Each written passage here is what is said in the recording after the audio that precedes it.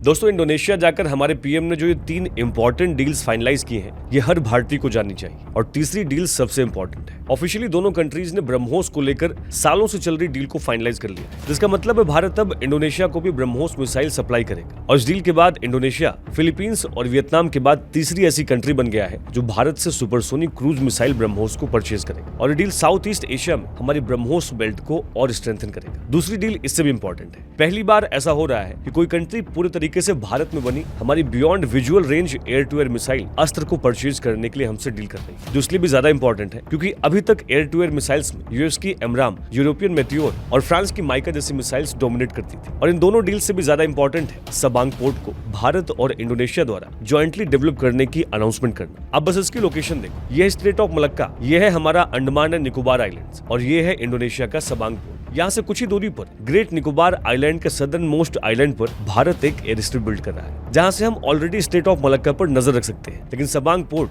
जहाँ अभी तक बहुत छोटे लेवल पर कॉमर्शियल शिपिंग होती थी, वहाँ भारत के पहुंचने से ये पोर्ट एक्सपैंड और यहाँ की कॉमर्शियल शिपिंग तो बढ़ेगी ही। ये पोर्ट हमें डायरेक्टली स्ट्रेट ऑफ मलक्का में एंट्री दिलाएगा, जहाँ से चाइना का 80% इंपोर्टेड क्रूड ऑयल ट्रांजिट होता है।